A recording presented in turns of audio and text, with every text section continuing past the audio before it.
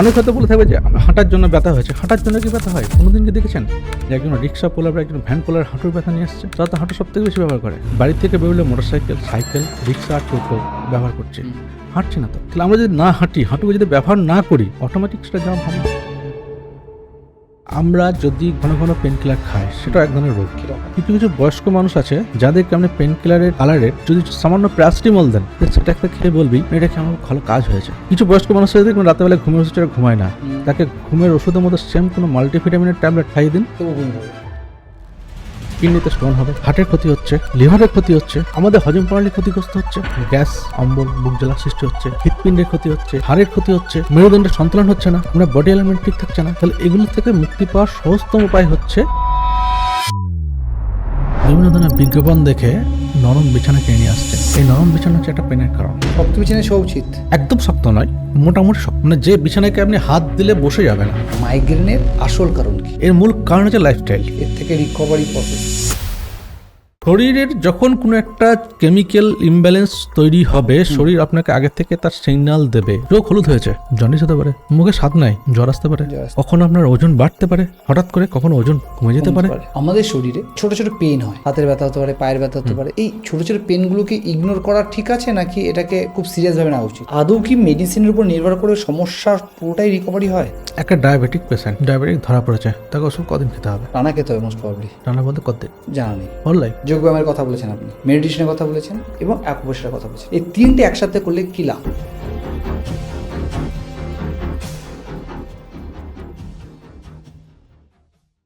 Acupressure বিষয়টা কি? Acupressure হচ্ছে একটা প্রাচীন ভারতীয় আয়ুর্বেদ পদ্ধতি, যেটার মাধ্যমে আমরা আঙুল দিয়ে শরীরের বিভিন্ন প্রবাহ মাত্রাকে প্রেসার ক্রিয়েট করে আমরা তার প্রবাহকে ব্যালেন্সে আনতে পারি। এটাই হচ্ছে আকুপ্রেশার। আমাদের শরীরে যদি হঠাৎ করে কোনো প্রচণ্ড ব্যথা হয়, সেই ক্ষেত্রে আমরা ইনিশিয়াল স্টেজে কি করতে পারি? ইনিশিয়াল স্টেজে আমাদেরকে মনে রাখতে হবে যে আমরা রাইস মেথড ব্যবহার করতে পারি। Rice method, rice method, RICE। ওকে এই আর মিনস এখানে হচ্ছে রেস্ট। ওকে কোনো জায়গাতে আঘাত যদি লাগে, সেক্ষেত্রে আমরা সেই জায়গাটাকে যতটা সম্ভব পারবো রেস্ট, অর্থাৎ পেশেন্টকে আমরা রেস্টে শুয়ে দেবো, আশেপাশে বেড বা কোনো কিছুতে আমরা রেস্ট নেওয়ার পজিশনে শুয়ে দেবো। এরপর হচ্ছে আইস। আইস মিনস হচ্ছে আঘাত লাগা জায়গাতে কি হয়, সোয়েলিং হয়, ফুলে যায়, সেখানে ফ্লুইড চলে আসে, জায়গাটা গরম থাকে, তার জন্য আমরা সেখানে আইস ঘষবো। এই আইস ঘষার একটা নির্দিষ্ট নিয়ম আছে। নিয়মটা কি, আইসটাকে আমরা একটা জায়গায় চেপে ধরে রাখবো না, আইসটাকে কি করবো আমরা 5 সেকেন্ডে বেশি তাকে রোটেশন করবো। একটা জায়গায় 5 সেকেন্ডে বেশি আমরা রাখবো না। সি হচ্ছে তাকে আমরা যত কম্প্রেশন দেবো। কম্প্রেশন বলতে কি, ধরুন আমরা অনেকে দেখবেন পাট দিয়ে বাঁধে, সেই জায়গাটা পাট দিয়ে বাঁধবো না, আমরা সেই জায়গাতে কি করব, আমরা সেই জায়গাতে ব্যান্ডেজ দিয়ে বাঁধবো, ক্রেপ ব্যান্ডেজ।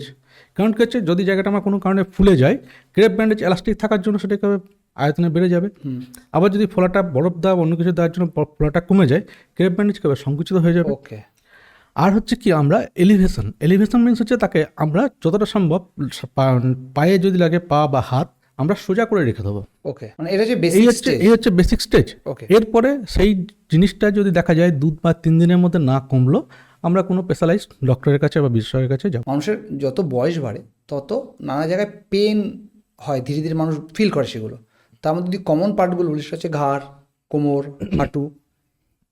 এই ব্যথাগুলো কেন বারবার ফিরে আসে এই জায়গাগুলোতে? দেখুন, এই যে আমরা যে ব্যথাগুলোর মধ্যে দুটো কারণ আছে।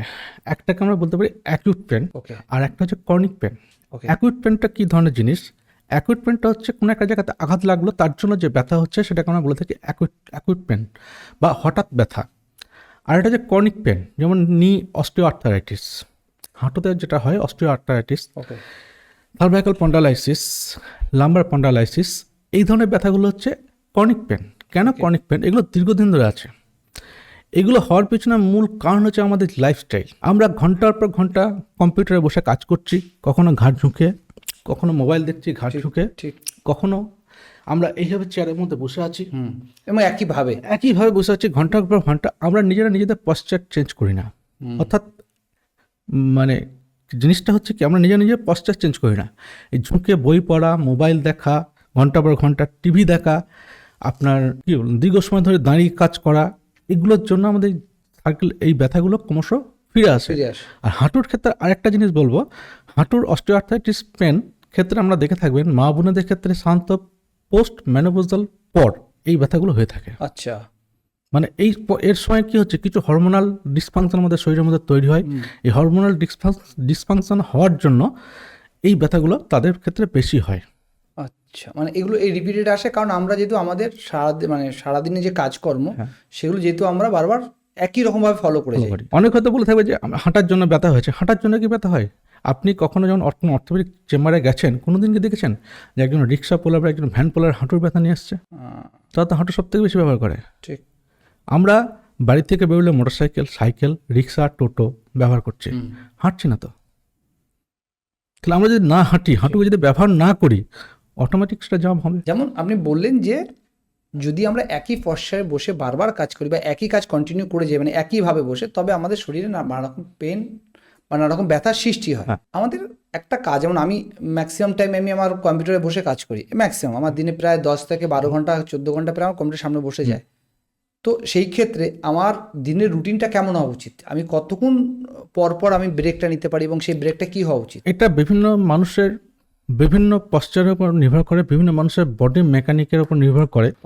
নির্দিষ্ট কিছু নিয়ম সেই ধরনের নাই, কিন্তু 1 ঘন্টা অন্তর অন্তর আপনি হয়তো হাতটাকে নিয়ে জাস্ট এই করলেন, ঘাটটাকে পেছন দিকে নিয়ে গেলেন। আচ্ছা, ঠিক আছে। বা কখনো কি হচ্ছে, জাস্ট স্পাইনালে একটু হালকা করে এরকম হালকা টুইট করলেন, তাহলে কি হচ্ছে, আমরা মেরুদণ্ডের যে সন্তুলন ঠিক থাকবে। ওকে। ঘাটটা পেছন দিকে নিয়ে গেলেন মানে ঘাটটা পেছন দিকে হলো। আপনারা হয়তো দেখে থাকবেন যে একটা গাছের ডাল প্রতিদিন আমরা লগা দিয়ে টেনে টেনে ফুল পাচ্ছি, একটা সময় পর কি হয়, ডালটা নুয়ে পড়ে। ঠিক। তো আমরা সারাদিনে খাচ্ছি, বই পড়ছি, মোবাইল ঘাঁটছি, কম্পিউটারে কাজ করছি, ঘাট ঝুঁকি আছে। এই ঘাট ঝুঁকি থাকার জন্য আমাদের মাসলকে চেপে ধরছে, পেন হচ্ছে। তাহলে আমরা অল্টারনেট করছি না। তাহলে এগুলো থেকে মুক্তি পেতে গেলে আমাদেরকে যেটা করতে হবে সেটা হচ্ছে যে 1 ঘন্টা অন্তর অন্তর আপনাকে ঘাড় এই করলেন বা এই ধরনের স্ট্রেচিং করলেন। এগুলো একদম আমাদের স্ট্রেচিং এক্সারসাইজ। ওকে। এতে কি হচ্ছে, রক্ত সঞ্চালন ঠিক থাকবে, মাসেল ধরবে না, মাসেলের শক্তভাব আসবে না। তাহলে কি হচ্ছে, আপনি রিলিফ পাবেন। বেসিক্যালি আমি যদি বারবার উঠি, মানে আমি ঘন্টায় ঘন্টায় না উঠলেও আমি এই এগুলো বসে করলে সেটা খানিকটা রিকভার হয়ে যাবে। যদি আমি ঘন্টায় 1 ঘন্টা একটু উঠে হাঁটাচলা করতে, তো আরো ভালো একদম। আরে এর সাথে কি খাবারের কোনো ব্যাপার আছে? খাবার, ঘুম অতি অবশ্যই রিলেটেড কিরকম? দেখুন, কোন একটা ব্যক্তির সকালবেলা 8টার সময় ঘুম থেকে উঠছে, আর কোন একটা ব্যক্তির সকাল 6টার মধ্যে ঘুম থেকে উঠছে। তো সকাল 6টার সময় যখন ঘুম থেকে উঠছেন, তো এতে কি হবে, আপনার শরীরে ওঠার পর আপনি মেডিটেশন, ধ্যান বা যোগা, হালকা এক্সারসাইজ করুন, এগুলোকে করলে কি হবে, আপনি ভালো থাকছেন। এরপরে ফার্স্ট সকালে উঠে আমাদেরকে চা খেলে হবে না। চা কিন্তু আমাদের মারাত্মক, দুধ চা বিশেষ করে। লাল চা পান করুন চিনি ছাড়া সকালবেলাতে। এরপরে 7টা থেকে 8টা বা 8:30টার মধ্যে আপনি একটু হেভি টিফিন নিন। এরপর নিজের কাজে যান। 1টা থেকে 2টোর মধ্যে আপনি লাঞ্চ সারুন। সেটা অবশ্যই আপনাকে সহজ পাচ্য খাবার হতে হবে। আচ্ছা। আপনি জাঙ্ক ফুড, ফাস্টফুড যদি খান তাহলে চলবে না। এরপরে কাজ থেকে ফিরে আপনি 5টা বা 6টার সময় বাড়ি ফিরুন, হালকা টিফিন করুন। 7টার মধ্যে আপনি রাতের ডিনার শেষ করুন এবং 10টার মধ্যে আপনি শুতে যান। এবং শোয়ার 1 ঘন্টা আগে মোবাইল, ল্যাপটপ এগুলোতে কাজ করলে হবে না। এদের যে ব্লু রে বা ব্লু রশ্মি, এটা কিন্তু শরীরে ব্যাপক এফেক্ট সৃষ্টি করে এবং ব্রেনের মধ্যে মেলাটোনিন ক্ষরণ হতে দেয় না, ফলে আমাদের ঘুম আসে না। আচ্ছা। লাইফস্টাইলকে যদি এইভাবে পরিবর্তন করে নিয়ে যেতে পারেন, আপনি স্বাভাবিক সুস্থ থাকবেন। আচ্ছা, সেই ক্ষেত্রে আমাদের বারবার পেন কিলার খাওয়ার প্রয়োজন পড়বে না। আচ্ছা, বারবার পেন কিলার খেলে শরীরে কি ক্ষতি হতে পারে? দেখুন, আমরা যদি ঘন ঘন পেন কিলার খাই, সেটা এক ধরনের রোগ। কিরকম? অ্যাডিক্টেড। খেলেই ব্যথা কমছে নাহলে কমছে না। কিছু কিছু বয়স্ক মানুষ আছে যাদেরকে আপনি পেন কিলারের যদি সামান্য প্যারাসিটামল দেন, সেটাকে খেয়ে বলবি এটা খেয়ে আমার ভালো কাজ হয়েছে। কিছু বয়স্ক মানুষের দেখবেন রাতেবেলা ঘুমের ওষুধ ঘুমায় না, তাকে ঘুমের ওষুধের মধ্যে সেম কোনো মাল্টিভিটামিনের ট্যাবলেট খাইয়ে দিন, সে ঘুমিয়ে পড়বে। এটা অ্যাডিক্টেড। ও ভাবছে আমি ওষুধটা খেলে পারি সুস্থ হব, আমি ওষুধটা খেয়েছি, আমার ঘুম আসবে। একটা রিল্যাক্সেশন। প্রথমত মেন্টালি একটা সেট হয়ে থাকে, আর দ্বিতীয় হচ্ছে শারীরিকভাবে ক্ষতি করছে। 100%। হার্ট, কিডনি, লিভার সবকিছু ক্ষতি করছে। কিডনিতে স্টোন হবে, হার্টের ক্ষতি হচ্ছে, লিভারের ক্ষতি হচ্ছে, গলব্লাডার স্টোন হবে। এতগুলো ক্ষতি হতে পারে। এতগুলো ক্ষতি হবে। যেহেতু আমরা আজকে অ্যাকুপেশার নিয়ে কথা বলছি, শরীরের নানা অঙ্গ প্রত্যঙ্গ নিয়ে কথা বলছি, সেই ক্ষেত্রে মানুষ এখন কি মানে কারো পেন হওয়া মানে এবং প্যানটা যদি কন্টিনিউয়াসলি হয় তবেই মনে হচ্ছে যে বয়স বেড়ে গেছে, মানে বয়সের সাথে কি এর কোনো রিলেটেবল আছে নাকি এখন যে কোনো বয়সে এই রোগগুলো ধীরে ধীরে দেখা যাচ্ছে? বর্তমানে পেনটা হচ্ছে মহামারী বলতে পারি। পেন হচ্ছে মহামারী। আপনি একটা 5 বছরের বাচ্চাটা একটা পেন পাবেন, দেখবেন সে হয়তো খেলাধুলা কিছু করে এসছে, করে আসার পর বলছে আমার পায়ে ব্যথা করছে, এটা গ্রোথ পেন, এর জন্য মেডিসিন খাওয়ার দরকার পড়ে না। গ্রোথ পেন এটা হচ্ছে গ্রোথ পেন, এর জন্য মেডিসিন খাওয়ার দরকার পড়ে না, এর জন্য সামান্য কিছু এক্সারসাইজ করলেই যথেষ্ট। এখন সেই পেনটাকে নিয়ে বাচ্চাকে ভুগছে বলে আপনি ডাক্তারের কাছে গেলেন, ওষুধ দিল, ডাক্তারের কাছে গেলে এখন ওষুধ দেবেন, কারণ আপনার কাছে আপনি ডাক্তারের কাছে গেছেন, ডাক্তার যদি ওষুধ না দেবেন ডাক্তার কিছু ট্রিটমেন্ট করলো না, আপনি বলে দেবেন। তা ডাক্তার যদি ওষুধ না দেয় সেখানেও দোষ, তাহলে আপনি খাওয়াচ্ছেন, বাচ্চাটাকে অ্যাডিক্টেড তৈরি করে ফেলছেন। এছাড়া কি হচ্ছে, আমরা যে কোনো ব্যথা হলো, ব্যথাতেই আমরা যখন ওষুধ খাচ্ছি, এই ওষুধের জন্য আমরা অ্যাডিক্টেড হয়ে যাচ্ছি এবং আমাদের শরীরের গঠনগত পরিবর্তন হয়ে যাচ্ছে। একদমই তাই। আমাদের হজম প্রণালী ক্ষতিগ্রস্ত হচ্ছে, এটা তো সিনথেটিক,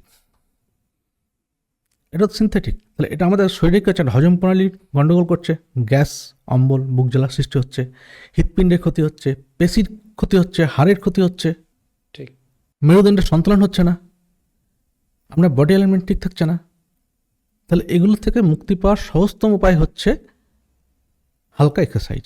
আপনি যেহেতু দীর্ঘদিন ধরে পেইন মানে ব্যথার চিকিৎসা করছেন বেসিক্যালি, সেটা অন্য পদ্ধতিতে, মানে যেটা আমরা অ্যাকুপ্রেশার বলছি আর কি, তো আপনার কাছে পেশেন্টটা আসে, তারা প্রথম কোন ভুল ধারণাগুলো নিয়ে আসে যে তার ব্যথার কারণ কি বা তার ব্যথাটা কেন হচ্ছে, সে তার মনে কোন ভুল ধারণাগুলো অলরেডি রেডি করে বা সেট করে আপনার কাছে আসে? ফার্স্ট হচ্ছে আমি বলবো যে আজকে সোশ্যাল মিডিয়ার যুগে মানুষ প্রথমেই ইউটিউব ঘাঁটে। একদম একদম, যাই হোক ইউটিউব ঘাঁটে, ঠিক। ইউটিউব ঘেঁটে সে একটা কংক্রিট জায়গায় আসতে পারে না, সে বিভিন্ন কনফিউশনের মধ্যে থাকার পর সে আমাদের কাছে আসছে। সেকেন্ড হচ্ছে কি, যে রোগটা তার হয়েছে, রোগটাকে সে গুরুত্ব দিচ্ছে না, তার অরিজিনাল রোগটাকে ডাক্তারের কাছে লুকিয়ে যাচ্ছে। আচ্ছা, হলো এরপরে কি হচ্ছে, সে একটা হীনমন্যতায় ভুগছে যে আমার এই অল্প বয়সে ঘাড়ে ব্যথা হলো, ঠিক আছে। এরপর হচ্ছে যে ডাক্তারের সাথে সে দেখিয়েছে, ডাক্তার দেখার পর ডাক্তারের যে প্রেসক্রিপশন কি ওষুধ দিয়েছে, কেন দিয়েছে, এর উত্তর খুঁজে পাচ্ছে না। এরপরে আরেকটা জিনিস যেটা সে হচ্ছে, তার বাড়ির পাশে অন্য কারোর একটা প্রবলেম হয়েছিল, সেই প্রবলেমে তাকে ওষুধ খেতে হয়নি, হয়তো সামান্য কিছু ব্যায়াম করে সেরে গিয়েছিল, কিন্তু আমার ক্ষেত্রে ডাক্তারে ওষুধ খেতে বলছে, ব্যায়ামও করতে বলছে। কেন? ওর ক্ষেত্রে তো ঘাড়ে ব্যথা হয়েছিল, তো ওর ক্ষেত্রে সেরে গেল, কিছু করতে হলো না, আমার ক্ষেত্রে কেন হচ্ছে, আমার ক্ষেত্রে ডাক্তারে কেন বলল? কিন্তু ঘাড়ে ব্যথা যে শুধু ঘাড়ে ব্যথাই নয়, সার্ভাইকাল স্পন্ডালাইসিস আছে, সার্ভাইকাল রেডিকুলোপ্যাথি আছে, আলাদা অপশন, সবই ঘাড়ের, সব সমস্যাই ঘাড়ের সমস্যা। আবার ভার্টিব্রা হার্নিয়েশন আছে, ডিস্ক প্রলাপস আছে, তো আপনার ক্যাটাগরিটা কি সেটাকে জানতে হবে। এবার অ্যাকচুয়ালি সোশ্যাল মিডিয়ার যুগে নিজের মতো ট্রিটমেন্ট, যার ফলে কি হয় যে অনেকগুলো ভুল ধারণা তাদের মধ্যে তৈরি হচ্ছে। আপনার কাছে যারা আসে তাদের সবথেকে কমন সমস্যাগুলো কি থাকে? আমার কাছে ম্যাক্সিমাম যেগুলো ধরনের পেশেন্ট আসে, তাদের ম্যাক্সিমাম সমস্যাই হচ্ছে ব্যাক পেন, ওকে, নি পেন, নেক পেন। কারণ সারাদিন তারা কম্পিউটারে কাজ করছে, ঘন্টার পর ঘন্টা দাঁড়িয়ে আছে, এর জন্য তার শরীরের মধ্যে কি হচ্ছে, ব্যাক পেন তৈরি হচ্ছে। এরপরে হচ্ছে জয়েন্ট পেন। সারাদিন একটা মানুষ সেইভাবে হাঁটা চলায় আজকের যুগে করে না, হাঁটা চলা না করার জন্য কিছু তার জয়েন্ট মোবিলাইজেশন হয় না, এই জয়েন্ট মোবিলাইজেশন না হওয়ার জন্য তার জয়েন্ট পেন সৃষ্টি হচ্ছে। এরপর হচ্ছে আঘাত, বাইক চালাতে গিয়ে পড়ে গেছে, সিঁড়ি নামতে গিয়ে পড়ে গেছে, আঘাতজনিত পেন। আরেকটা হচ্ছে নিউরো সমস্যা। নিউরো সমস্যা বলতে কিরকম ধরনের, যেমন আমরা বলি স্ট্রোকের patient, CP child, transverse myelitis, myelopathy, এই ধরনের সমস্যাগুলো সব থেকে বেশি আসে। কিছু থেরাপি থাকে যে থেরাপিগুলো সবার মধ্যে সমানভাবে কাজ করে না, তার কারণটা কি? দেখুন, আপনার লাইফস্টাইল, আপনার খাদ্য গ্রহণ প্রণালী, আমার লাইফস্টাইল, আমার খাদ্য গ্রহণ প্রণালী কি এক? না, কখনোই এক নয়। ফলে সব ধরনের থেরাপি তার উপর কাজ হবে বা প্রভাব পড়বে এমন কথা না, তার কোনো সিউরিটি নেই। তার কোনো সিউরিটি নেই। আমাকে কি করতে হবে? একটা ডাক্তারের কাছে যখন আপনি ফার্স্ট টাইম যাচ্ছেন, ডাক্তারবাবু আপনার কী হলো, প্রথম 5 থেকে 7 দিনের একটা মেডিসিন দিচ্ছে। মেডিসিন দেওয়ার পর আপনাকে বলছে কি যে এটা আপনি খান, 5 দিনের মধ্যে যদি না কমে এই এক্সরেটা বা এই টেস্টটা করে আপনি আমার কাছে আসবেন। ওষুধটা খেয়ে যদি আপনার কমে, তাহলে ডাক্তারের কাছে গেলে ডাক্তারবাবু কি হচ্ছে, সে ব্লাড টেস্ট এবং এক্সরের উপর ভিত্তি করে আপনাকে ওষুধ কিছু চেঞ্জেস করছেন, আবার দিচ্ছেন, আবার 15 দিন বা 10 দিন পর আপনাকে যেতে বলছেন। আমাদের কাছে যখন আপনি কোনো একটা প্রবলেমকে নিয়ে আসছেন, তখন আমরা প্রথম যে বেসিক মেথড, ধরুন আপনার ব্যথা আছে প্রচণ্ড, এখন যদি আপনাকে ডাক্তারবাবু ব্যায়াম করতে বলেছেন, আমি যদি আমাকে ব্যায়াম করাই, ব্যথা অবস্থানে ব্যায়াম করতে পারবেন? পারবেন না। তাহলে ব্যথা কেমন বেড়ে যাবে? তাহলে আমাকে ফার্স্ট টাইম কি ব্যথাটাকে রিডিউস করতে হবে, ব্যথাটাকে কমাতে হবে। ঠিক। ব্যথাটাকে কমানোর পর আমি তাকে এক্সারসাইজ করব। একটা কোমরে ব্যথার জন্য ধরুন 15টা এক্সারসাইজ আছে, আমি যদি আপনাকে 15টা এক্সারসাইজ প্রথম দিনই বলি, আপনি করতে পারবেন না, যদি আমার পেন থেকে থাকে। পেন ছাড়াও করতে পারবেন না, ওকে, তাহলে লাইফে কোনো ব্যায়াম করেননি। আজকে আপনার 55 বছর 50 বছর বয়স হলো, 60 বছর বয়স হলো, আপনাকে এখন ডাক্তার বলছে ব্যায়াম না করলে আপনার ব্যথা আমি কমাতে পারবো না। কী করে সম্ভব? সম্ভব নয়। তাহলে কি হচ্ছে, আপনাকে নির্দিষ্ট পদ্ধতিতে চলতে হবে, রুটিন মেনে চলতে হবে। নির্দিষ্ট পদ্ধতি চলতে হবে। আপনি যখন আমার কাছে ফার্স্ট টাইম এলেন, আমি আপনাকে প্রথমে 4 থেকে 5 দিন ইলেকট্রোথেরাপি দিলাম, ব্যথা আপনার কমলো, আপনাকে জাস্ট 2 থেকে 3টে ব্যায়াম দিলাম। এই 2 থেকে 3টে ব্যায়াম 2 দিন চললো, সেই ব্যায়াম দুটো যখন পার্মানেন্ট আপনি করতে পারছেন, তারপর আপনাকে আবার এক্সট্রা ব্যায়াম দেখালাম। তারপরে কি হচ্ছে, আপনার একটা মানসিক প্রস্তুতি তৈরি হলো। এই মানসিক প্রস্তুতি যতক্ষণ আপনার মধ্যে তৈরি না হবে, আপনার পেন কমবে না। শুধু ইলেকট্রোথেরাপি দিলে পেন কমবে তা কমবে না, ব্যথা আপনার ব্যায়াম এক্সারসাইজ দরকার। এছাড়া কি হচ্ছে যে অনেকে আসে, অনেক আসার পর কাছে ডাক্তারবাবুকে তার পছন্দ নয়, ডাক্তার কথা ভালো লাগছে না, ডাক্তারের কথা ভালো লাগছে না, ঠিক ঠিক হয় এটা। আমি যে জিনিসটা চাইছি না সেই জিনিসটা আমার উপর চাপিয়ে দেওয়া হচ্ছে। কারণ তার তো মাইন্ড একটা সেট করেই আসে। প্রস্তুতি, যার জন্য আমরা মানুষের একটা প্রস্তুতি, পেশেন্টটাকে যখন আপনার কাছে পেশেন্টটা আসছে, আপনার একটা মানসিক প্রস্তুতি তার মধ্যে তৈরি করতে হবে।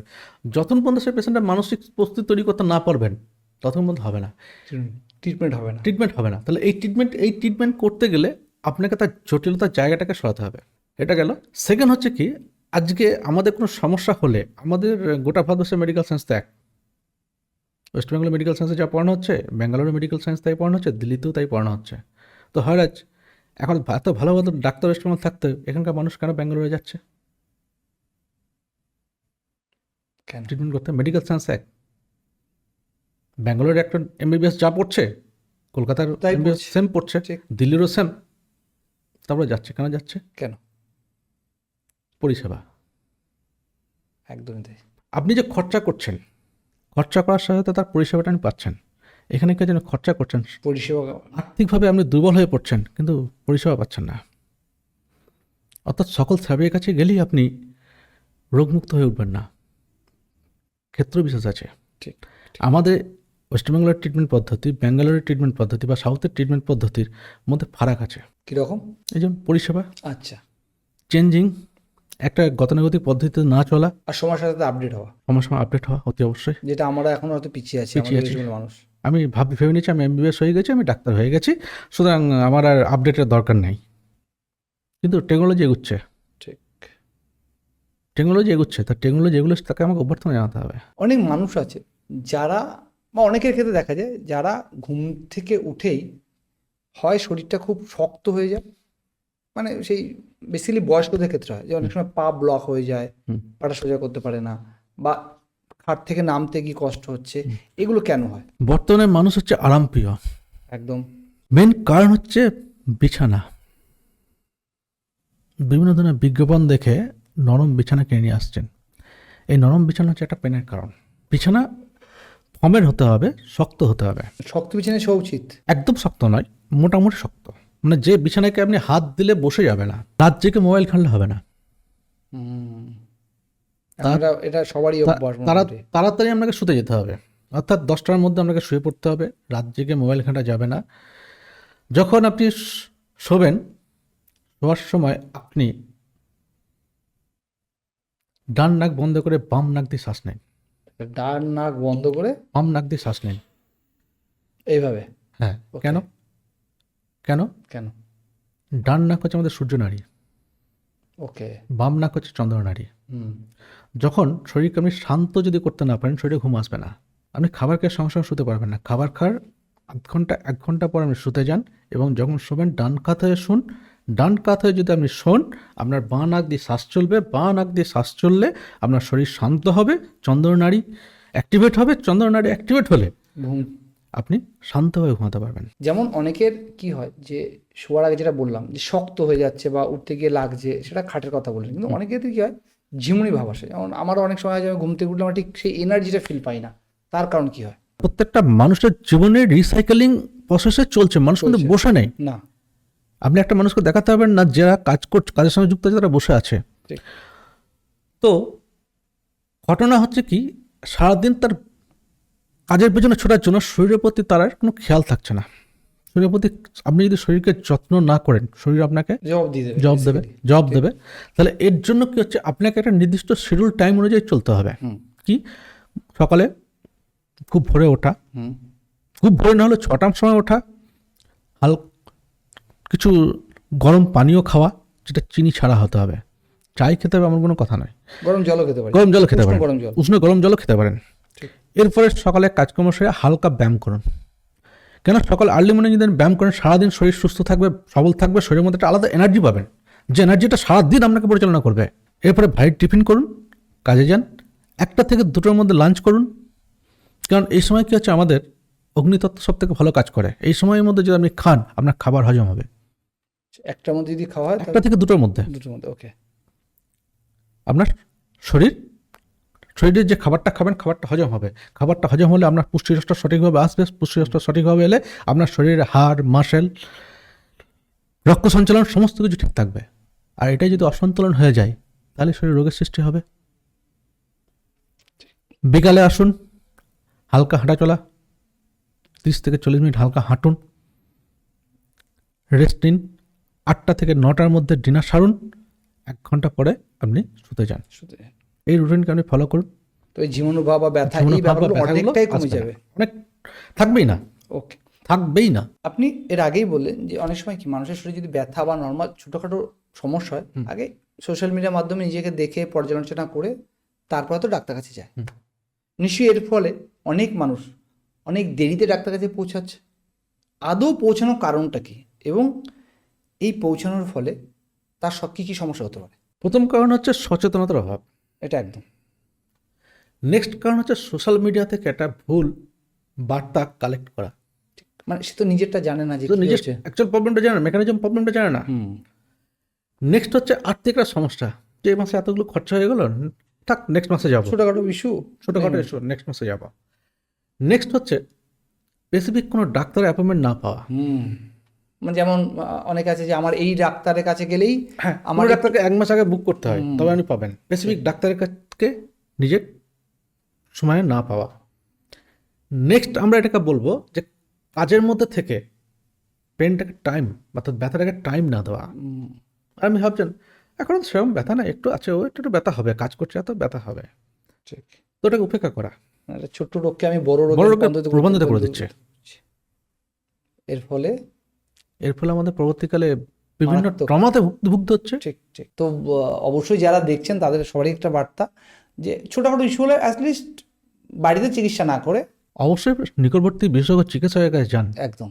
স্পেসিফিক ডাক্তারের জন্য বসে দেখেন না, এবং সময়টা বার করে যান। বেশি সময়টা বার করে যান, নিকটবর্তী যে চিকিৎসক আছে তার কাছে গিয়ে প্রথম কথা বলুন। আপনি যাকে ভালোবাসেন, যাকে হলে আপনার মেন্টাল স্যাটিসফ্যাকশন হবে, তাকে যখন অ্যাপয়েন্টমেন্ট পাবেন তার কাছে সেকেন্ড ওপিনিয়ন নিন। ঠিক একদম। বর্তমানে একটা কমন সমস্যা ম্যাক্সিমাম মানুষের মধ্যে হচ্ছে বা হয়েছে, তা হচ্ছে যে মাইগ্রেন।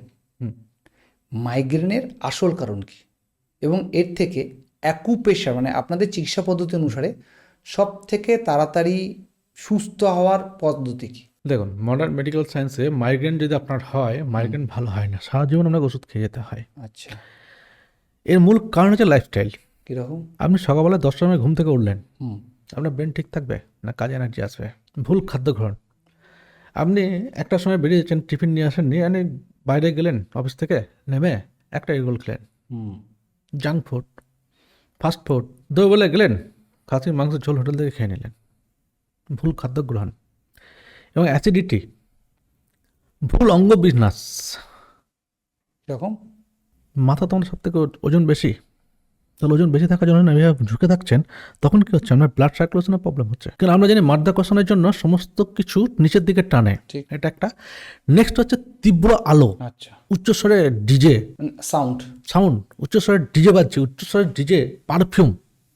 আপনি যাচ্ছেন কাউকে ইমপ্রেস করার জন্য, ব্যাপক পারফিউম নিলেন, সেটা মাইগ্রেনের কারণ হতে পারে। হ্যাঁ, হয়তো সে জানেই না যে পারফিউম নিলে তার 100%। কারণ এই যে জিনিসগুলো যেগুলো বলছি দৈনন্দিন জীবনে কন্টিনিউয়াস প্রসেসে আপনি ব্যবহার করতে করতে একটা সময় পর গিয়ে মাইগ্রেনটা আমরা ক্রনিক নিয়ে নেয়। আপনি নিজেই জানেন না কী ভুলগুলো আপনি পর করে আসছেন। এই চেনটাই তো আপনাকে মাইগ্রেন ভালো হতে দেবে না। এর থেকে রিকভারি প্রসেস কি? এর থেকে রিকভারি প্রসেস হচ্ছে আপনাকে লাইফস্টাইল মডিফিকেশন করতে হবে, একদম। সহজ পাচ্য খাবার খেতে হবে, সিজনারি ওয়াইজ ফল সবজি এগুলো খেতে হবে, মশলাদার খাবার বাদ দিতে হবে, স্যালাড বেশি খেতে হবে, এবং স্যালাড খাওয়ার পর আপনি খাবার খাবেন। অনেকেই করেন, এদিকে ভাত খাচ্ছেন, বাঁ হাতে করে নিলেন, শসাটা খাচ্ছেন, ঠিক ঠিক। খাচ্ছেন নট। আপনি ফার্স্টে স্যালাডটা খেয়ে নিন, তাতে খেতে পাচন হতে সুবিধা হবে। পাচন হতে সুবিধা হবে। ঠিক। নেক্সট হচ্ছে তীব্র আলো, উচ্চস্বরের ডিজে, এগুলো থেকে দূরে থাকতে ঠিক আছে, পারফিউম, ধোঁয়া, পলিউশন, এগুলো থেকে যতটা পারবেন নিজেকে কমফোর্টেবল জোনে রাখুন। এইটা তো আমরা এই অভ্যাসটা চেঞ্জ করলে হয়তো ধীরে ধীরে ধীরে মাইগ্রেন কমবে। কিন্তু যাদের আছে তারা এই অভ্যাসের সাথে সাথে কি করতে পারে? আপনাদের চিকিৎসা পদ্ধতিতে সেটা কি অ্যালাউ করছে? আমার কাছে একটা পেশেন্ট এসেছিল, কাটোয়ারি পেশেন্ট। ওনার মা ফার্স্ট আমার কাছে হাঁটু ব্যথা নিয়ে এসেছিলেন, এবং আমার স্টাফের সঙ্গে কথা হয় যে আমার ছেলে মাইগ্রেনে প্রচণ্ড কষ্ট পায়, সারাদিনে 2টো করে ওষুধ খেতে হয়, ডাক্তার বলছে ছাড়া কোনো ট্রিটমেন্ট নাই, ব্যাঙ্গালোর পর্যন্ত দেখিয়ে এসছে।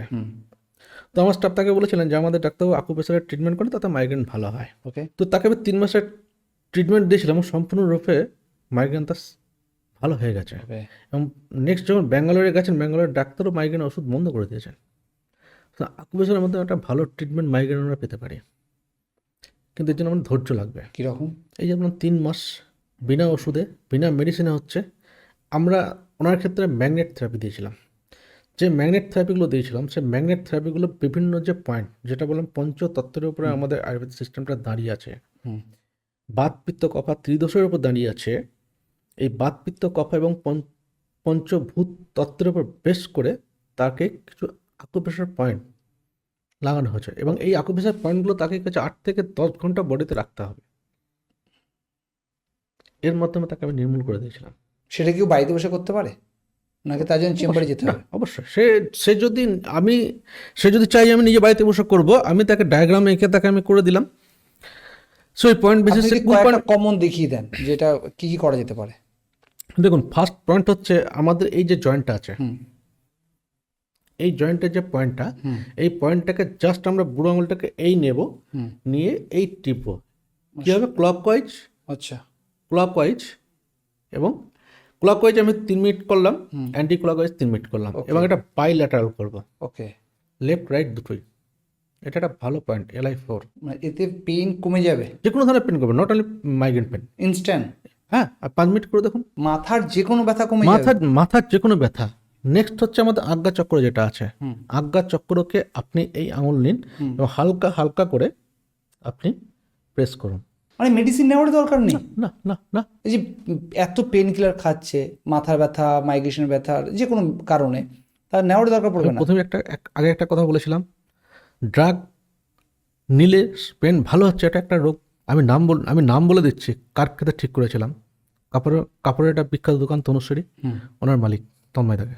শুধুমাত্র এই আকুপ্রেশার পয়েন্ট, ঠিক আছে। প্লাস হচ্ছে আমাদের চুলকাটার পর কী হচ্ছে, আমাদের এই যে 2 বাইল্যাটারাল পয়েন্ট আছে এইখানে, এই পয়েন্টগুলোকে press. Okay. Just clockwise Anti-clockwise। 2 থেকে 3 মিনিট, অ্যান্টি ক্লকওয়াইজ 2 থেকে 3 মিনিট। Okay. এটা কি হচ্ছে, আপনার বডির মধ্যে যে এনার্জি লেভেল, যে প্রভাবটা বাধা পাওয়ার জন্য আমার মাইগ্রেন পেনটা হচ্ছে, সেই প্রভাবটাকে ও কি করছে, ব্যালেন্স করছে,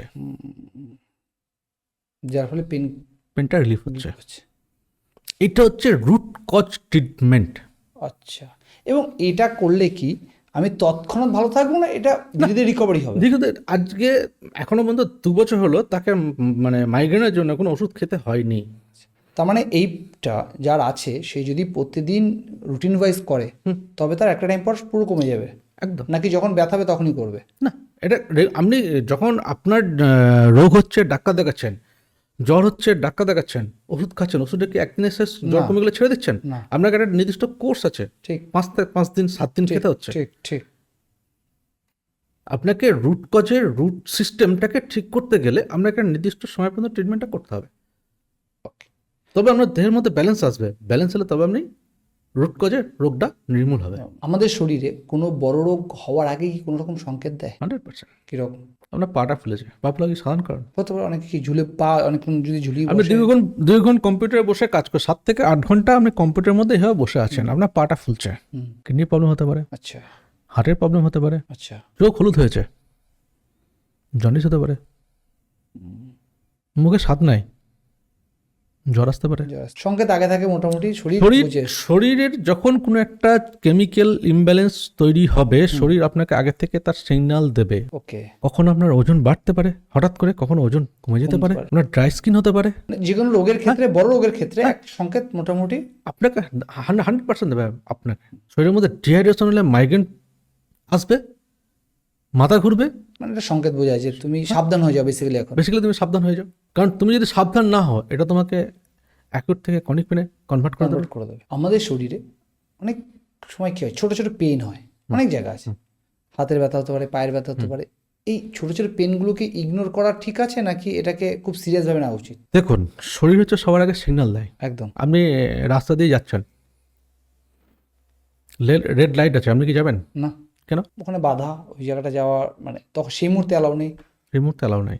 তো শরীর আমাকে যখন অ্যালার্ট দিচ্ছে, অ্যালার্ম যখন শরীর আমাকে বাজাচ্ছে, তখন আমাকে তার কথা শুনতে হবে। যদি আপনি না শোনেন সেক্ষেত্রে কি হবে? ব্যাপারটা বড় আকারে, সেক্ষেত্রে জটিল থেকে জটিলতর রোগে কনভার্ট হবে, এমনকি আপনার মৃত্যু পর্যন্ত ঘটতে পারে। ছোট পেনে, ছোট পেনে, কারণ একটা মানুষ একটা জায়গা থেকে পড়ে গেছে, তো জায়গাটা আঘাত লেগেছে, সে সাময়িকভাবে বরফ ঘষলো, সোশ্যাল মিডিয়া দেখে কিছু ওষুধ নিয়ে এসে খেলো, তার কমে গেল, সে গেল না। ভেতরে ফ্র্যাকচার হয়েছে, হার্নিয়েশন হয়েছে, ওই ফ্র্যাকচারটা একটা সময় পর আস্তে আস্তে ব্লিডিং হতে, ভেতরে হেমারেজটা একটা সময় পর গিয়ে কী হবে, আলসার দানা করিয়ে দেবে, সেখান থেকে ক্যান্সার হবে। এবং ক্যান্সার 2-1 বছর ধরা পড়ে না। ম্যাক্সিমাম ক্যান্সার আপনি দেখতে পাবেন সেকেন্ড স্টেজ শেষ বা থার্ড স্টেজে গিয়ে ধরা পড়ছে। ঠিক। যখন ধরা পড়ছে তখন আর কিছু করার নেই। তোমার ছোট ছোট বিষয়গুলো আমাদের একদমই নজর রাখতে হবে, নজর রাখতে হবে, উপেক্ষা করলে হবে না। অনেক সময় আমাদের শরীরে ছোট ছোট ব্যথা হয়, ছোট ছোট জায়গায় মাঝে মধ্যেই হয়। যেমন দেখা গেলো হাতে কোনো সময় ব্যথা হচ্ছে, আর হচ্ছে না। বাচ্চাদের ক্ষেত্রে না বোঝা গেলো সেটা গ্রোথ পেন হয় বাচ্চাদের, আপ টু 15-16 বছর 18 বছর বয়স পর্যন্ত গ্রোথ পেন একটা হয়। ঠিক আছে, কিন্তু বড়দের ক্ষেত্রে যখন ছোট ছোট ব্যথাগুলো আমরা ইগনোর করা শুরু করি, তার ফলে কি হতে পারে? প্রথম নম্বর হতে হচ্ছে একটা পেশির দুর্বলতা আসতে পারে। আচ্ছা, মানে ছোট ছোট ব্যথা যদি আমরা ইগনোর করা শুরু করি, পেশির দুর্বলতা হতে পারে, পেশির অবক্ষয় হতে পারে, কারণ বয়সে বাড়ার সাথে সাথে বয়স বাড়ার সাথে আমাদের কিছু পেশি শিথিল হয়ে যাচ্ছে। আপনার একটা মানসিক অবসাদ আসবে, ব্যথা যদি থাকে ঘুম আসবে না, অনিদ্রার সৃষ্টি হবে। ঠিক ঠিক, তাহলে একটা রোগ থেকে আরো 5টা রোগের জন্ম হবে। হচ্ছে। নেক্সট হচ্ছে আপনার রোগ নির্ণয়ে দেরি হবে, অর্থাৎ ওইখান থেকে একটা ক্রনিক ডিজিজ সৃষ্টি হবে, যেটা পরবর্তীকালে আপনাকে আর্থিকভাবে, সামাজিকভাবে, মানসিকভাবে কর্মক্ষম করে তুলবে। ব্যথা এত ক্ষতি এত ক্ষতি করতে পারে। যখন আপনি দেখবেন শরীরের মধ্যে কোনো একটা ব্যথা হচ্ছে এবং সেই ব্যথাটা 2 থেকে 3 দিনের মধ্যে আপনাকে রিলিফ দিচ্ছে না, তখনই আপনি কোনো এক বিশেষজ্ঞ চিকিৎসকের কাছে যান বা কোনো ফিজিওথেরাপিস্টের কাছে যান। অবশ্যই যাওয়া উচিত সেটা। ফিজিওথেরাপি যদি বোঝেন এটা ফিজিওথেরাপির মাধ্যমে যাবে, আপনাকে কিওর করে দিতে পারে। যদি বোঝে না মেডিসিন খাওয়ার দরকার আছে, আপনাকে মেডিসিন পাঠাতে পারে। মানে ছোট ছোট পেইনগুলোকে কখনো ইগনোর করা উচিত না, নেভার। এর সাথে আরেকটা কথা ওঠে, তবে আমরা শরীরের কোন কোন বিষয়গুলোকে একদমই নজরান্দাজ করবো না, মানে ইগনোর করবো না, কোন কোন বিষয়গুলো হতে পারে? চেস্ট পেন, শ্বাসকষ্ট, আপনি হাঁটছেন, leg pain, muscle cramp, headache, হঠাৎ করে ওজন বেড়ে গেছে, হঠাৎ করে শরীরে ওজন কমে গেল, আপনি বসে বসে কাজ করছেন, মনে হচ্ছে হাতটা আমার অবশ হয়ে গেল, আপনি কন্টিনিউ চেয়ারে বসে আছেন, আমাদের মানি ব্যাগের মানির থেকে কাগজ থাকে বেশি। ঠিক। মানি ব্যাগ ব্যাক করে রেখেছি, আমি এবার ঘন্টার পর ঘন্টা 8 ঘন্টা বসে কাজ করছি, আমার স্পাইনাল ডিফর্মিটি হতে পারে, কারণ আমার স্পাইনাল তো সোজা নেই, আমি কি চাপ পড়ার জন্য কি স্পাইনাল বেঁকে আছে, তাহলে স্পাইনাল যদি বেঁকে থাকে আমার ডিফর্মিটি তৈরি হবে, ডিফর্মিটিটা পরবর্তীকালে একটা সময় কি হচ্ছে কম্প্রেশন তৈরি করবে, সেখান থেকে সাইটিকা হবে, এবং সাইটিকার পেন হচ্ছে শুটিং পেন, বন্দুকে গুলি লাগলে ঠিক যে ধরনের পেন হয়, সাইটিকার পেন হচ্ছে শুটিং পেন, এত এত তীক্ষ্ণ, আপনি না বসে আরাম পাবেন, না শুয়ে আরাম পাবেন, না দাঁড়িয়ে আরাম পাবেন, তার মানে এই বিষয়গুলোকে আমাদের একদমই ইগনোর করা উচিত নয়। কখনোই না। কোনো নর্মাল পদ্ধতি আছে যেগুলো মেনে চললে আমাদের এই জায়গাগুলো থেকে দূরে থাকতে পারি? দেখুন, নর্মাল পদ্ধতি বলতে গেলে আপনাকে একটা সুন্দর লাইফস্টাইল মেনটেন করতে হবে, আচ্ছা, আপনাকে সিজন ওয়াইজ বিভিন্ন খাবার, খেতে হবে। প্রকৃতির মধ্যে যে সিজনে যে ফল যে সবজি দিয়েছে সেগুলো খেতে হবে, আপনাকে নির্দিষ্ট বায়োলজিক্যাল ক্লক অনুযায়ী চলতে হবে। আচ্ছা, এই অ্যাকুপ্রেশার কি কোনো বৈজ্ঞানিক ধারণা আছে যে এটা সঠিক কিনা? দেখুন, আমরা ভারতীয় হিসাবে ভারতীয় সংস্কৃতিকে রক্ষা করার দায়িত্ব আমাদেরকে নিতে হবে। একদমই তাই। আজকে আমাদের ভারতীয় সিস্টেমকে নিয়ে যখন একটা জার্মান বৈজ্ঞানিক নোবেল প্রাইজ পাচ্ছে, আপনার কেমন লাগবে? আপনি জানেন 2017 সালে চিকিৎসা বিজ্ঞানে 3 জনকে নোবেল প্রাইজ দেওয়া হয়েছে। আচ্ছা। যে 3 জনকে নোবেল প্রাইজ দেওয়া হচ্ছে সে হচ্ছে জেফ্রি সি হল, মাইকেল রসবাস এবং মাইকেল ডব্লিউ ইয়ং। এরা 3 জন আয়ুর্বেদিক বায়োলজিক্যাল ঘড়ি বা দিনচর্যা, যেটাকে আমরা আয়ুর্বেদিকে বলে থাকি, সেই জিনিসটাকেই মেডিকেলি প্রুভ করে তারা নোবেল প্রাইজ ছিনিয়ে নিয়ে আসছে। আপনি ইমাজিন করতে পারছেন জিনিসটা কাদের? মানে ভারতের জিনিস, তারা সেটাকে মেডিকেলি প্রুভ করছে, প্রুভ করে আপনার নোবেল প্রাইজটা তারা নিয়ে পালিয়ে যাচ্ছে, আমরা বসে আছি। আমরা ভারতীয় বলে নিজেদের গর্ববোধ করি। এই বায়োলজিক্যাল ক্লকটা কি? এই বায়োলজিক্যাল ক্লক হলো, আপনি একটাকে যেটা বললেন যে আমাদের জীবনশৈলীতে কী পরিবর্তন আনলে আমরা ঠিক থাকতে পারি। আমাদের শরীরে ত্রিদোষ আছে, বাত, পিত্ত, কাফা। এই ত্রিদোষের উপর ভিত্তি করে আমাদের দিন শুরু হয় এবং শেষ হয়, শুরু হচ্ছে এবং শেষ হচ্ছে। বায়োলজিক্যাল ক্লকটা হলো আয়ুর্বেদিক একটা জৈবিক ঘড়ি, যাতে ত্রিদোষ সিস্টেম বাত, পিত্ত, কফাকে ভিত্তি করে 6টা অংশে বিভক্ত করে পরিবেশের সঙ্গে মিলিয়ে নিজের জীবনশৈলীটাকে অতিবাহিত করাই হচ্ছে একটা বায়োলজিক্যাল ঘড়ি বলতে পারি। ওকে। এখানে কি হচ্ছে, 6 to 10 AM, সকাল 6টা থেকে বেলা 10টা পর্যন্ত, এই সময়টা হচ্ছে কফা সিস্টেম। এই সময় কফ সবথেকে বেশি অ্যাক্টিভেট থাকে। এই সময় আমাদের শরীরকে হচ্ছে ভারী হয়, স্থিতিশীলতা অনুভব থাকে, যার জন্য আপনাকে বলা হচ্ছে আর্লি মর্নিং উঠে আপনি কী করবেন, ব্যায়াম করবেন। নেক্সট হচ্ছে 10 AM টু 2 PM। আচ্ছা। 10 AM টু 2 PM পিত্ত, এই সময় পিত্ত অ্যাক্টিভেট বেশি থাকে।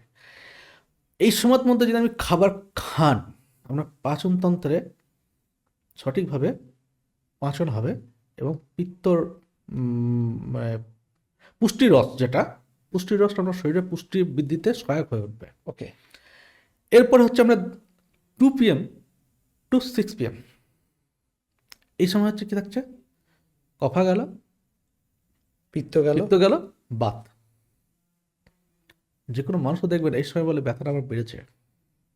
এই সময়টা কি সময় 6টার সময় কি সূর্যাস্ত হচ্ছে, 5টা থেকে 6টার মধ্যে সূর্যাস্ত হচ্ছে। তো এই সময় হচ্ছে বাত প্রকোপটা বেশি। এই বাত প্রকোপ বেশি থাকার জন্য এই সময় কি সৃজনশীলতা শক্তির একটা অক্ষমতা তৈরি হচ্ছে। আবার ঠিক 6 PM টু 10 PM, এই সময় আবার রিসাইকেলে কফ আসছে। এই যে রিসাইকেলে যে কফটা এলো, এই কফটা কি হচ্ছে, আমার শরীরে ঠান্ডা করছে এবং শরীরে শীতলতা প্রদান করছে। 10 to 2 AM, 10 PM to 2 AM, এই সময় হচ্ছে পিত্ত। এই সময় কি যে শরীর মেরামত হচ্ছে, কারণ আমি কি ঘুমাচ্ছে, ঘুমানোর ফলে কি শরীর রেস্ট হচ্ছে, অর্গান কি হচ্ছে আপনার রিসাইকেলিং হচ্ছে, অটোমেটিকলি রিসাইকেলিং হচ্ছে, সে নিজেকে ক্লিন করছে। 2 PM to 6 AM, এই সময় হচ্ছে বাত, এই সময় বাতের প্রকোপ বেশি থাকে। এই সময় যে ঘুম থেকে উঠছেন, উপযুক্ত ব্যায়াম করুন, শরীর ফিট রাখুন। স্ট্রেস কি সত্যি মাথা ব্যথার বড় কারণ? কোনো খাবার খাওয়ার আগে যদি আপনি চিন্তা করেন এই খাবারটা খেলে আমার গ্যাস হয়ে যাবে রে, হয়, মোস্ট প্রবলি হয়ে যায়। মোস্ট প্রবলি হয়ে যায়। কেন হয়? আমি ভাবছি বলে। আমি যখন ভাববো আমার ব্রেনের মধ্যে সেম কেমিক্যাল সিক্রেশন ঘটবে। কারণ আপনি যখন সঠিক পরিমাণে খাবারকে গ্রহণ করছেন না, আপনার শরীরের মধ্যে হরমোনাল ডিসব্যালেন্স তৈরি হচ্ছে। এই হরমোনাল ডিসব্যালেন্সের জন্য আপনার শরীরে বিভিন্ন ধরনের রোগের সূত্রপাত ঘটছে, একটা মানসিক চাপ তৈরি হচ্ছে। এই তোকে বাড়িতে আসতে হবে না, তুই এলি না কেন, রেলগেট পড়েছে, হ্যাঁ তুই যখনই যাস তখনই কি তোর রেলগেট পড়ে। সাইকোলজিটা আপনার সিচুয়েশনটা বোঝার চেষ্টা করলো না, তাহলে আপনার একটা মেন্টাল প্রেশার ক্রিয়েট করা হলো। এই মেন্টাল প্রেশারটাই তো আপনাকে কনভার্ট করছে। আজকের জেনারেশনে আমাদেরকে সঠিক লাইফস্টাইল, সঠিক খাদ্য গ্রহণ, সঠিক ওয়ার্ক প্রসেস করতে হবে। যদি করি, আমরা সুস্থ স্বাভাবিক লাইফ লিড করতে পারি। এখানে আমি একটা ব্যাপারকে ইনক্লুড করতে চাই, টেনশন। এই টেনশনটাকে আমরা 10 সেন্সে ভাঙছি। ওকে, টেনশনস কি? 10 দিকের ঝামেলা যদি আমরা নিই, টেনশন, তাহলে আমার টেনশন শুরু হচ্ছে, টেনশন থেকে স্ট্রেস তৈরি হচ্ছে, ঠিক, স্ট্রেস থেকে মাইগ্রেন, মাইগ্রেন থেকে মানসিক বিভ্রান্তি। মানে আমাদের আশেপাশেই সবকিছু রয়েছে, সবকিছু রয়েছে। যদি ঠিকঠাক আমরা ম্যানেজ করতে পারি, আমরা যদি নিজেরা দায়িত্ববান জায়গা থেকে কারোর ঝামেলাকে নিজের মধ্যে নিয়ে নিই, তাহলে অটোমেটিক্যালি আমাদের উপর লোড পড়ছে। 10 দিকের চিন্তাকে আমরা নিয়ে আমরা নিজেদের টেনশন বাড়ি ফেলছি। আমরা যদি যা অফিসে ঘটেছে সেটা অফিসে রেখে দিয়ে আসতে হবে, যা বাড়িতে ঘটছে সেটাকে বাড়িতে রাখতে হবে। আচ্ছা, এখানে আমার একটা কথা রয়েছে। আপনি বললেন বাড়ির ঝামেলা বাড়িতে, অফিসে ঝামেলা অফিসে রাখলে টেনশন থেকে দূরে থাকা যায়। টু বি অনেস্ট, এটা ডাক্তারি ভাষায় বলতে না খুব ভালো লাগে, খুব ইজি ওয়ার্ড। পার্সোনাল জীবনে এটা ইমপ্লিমেন্ট করা খুবই চাপ। অনেক ভালো ভালো মানুষকে দেখেছি আমরা, আমার দেখা ব্যক্তিগতভাবে, যারা মানে এই ব্যালেন্সটা করা তাদের হয়ে ওঠে না, এবং হয়তো ভাবে বা জ্ঞান দেয় বা জ্ঞান শোনে বা এই মোটিভেশন দেখে, ইউটিউব সোশ্যাল মিডিয়া মোটিভেশন দেখে তার চেষ্টা করার, কিন্তু ওটা করে ওঠা সম্ভব হয়ে ওঠে না। সেই ক্ষেত্রে মানুষ কী করবে? আমরা ভারতীয় আয়ুর্বেদ পরম্পরা বা ঐতিহ্যবাহী প্রাচীন যে চিকিৎসা পদ্ধতি, সেই পদ্ধতির একটা অনবদ্য দান হচ্ছে ধ্যান, যেটা বর্তমানে যেটা বর্তমানে আমরা মেডিটেশন বলছি। একদম, শুধু মোড়কটাকে চেঞ্জ করে দিয়েছি। তো এই ধ্যান যদি আপনি সকালবেলায় আর্লি মর্নিং 5 to 10 মিনিটস করতে পারেন প্রতিদিন, আপনি সব কিছু কন্ট্রোল করতে পারবেন। নিজের মাইন্ডকে কন্ট্রোল করতে পারবেন, নিজের বডি কন্ট্রোল করতে পারবেন, নিজের চিন্তা ভাবনা কন্ট্রোল করতে পারবেন। কিন্তু এটা করার প্রথম দিকে আপনি 1 থেকে 2 মিনিট বসতেই পারবেন না। এর জন্য আপনাকে কি করতে হবে, আপনি কোনো একটা, বিভিন্ন অ্যাপ আছে দেখবেন, কোনো একটা ধ্যানের অ্যাপ ডাউনলোড করুন। আমি জপও তো করতে পারি, কোনো ঠাকুরের নাম করতে পারি, কোনো কিছু করতে পারি। ঠাকুরের নাম জপ করা আর ধ্যান করা দুটোর মধ্যে অনেক পার্থক্য আছে। কারণ আপনি একটা ওয়েব, আপনি যখন ধ্যান করবেন আমার শরীরের মধ্যে একটা ওয়েব যাবে। আপনি ওম উচ্চারণ যেটা আছে আমাদের, ওম উচ্চারণটা কি আপনি 108 বার বা 1008 বার আপনি অ্যাপের মধ্যে দিয়ে কানে হেডফোন দিয়ে আপনি শুনুন, আপনার মধ্যে কোনো নয়েজই আসবে না। আপনি নিজের ব্রেন কাজ থেকে কন্ট্রোলে নিয়ে আসতে পারবেন।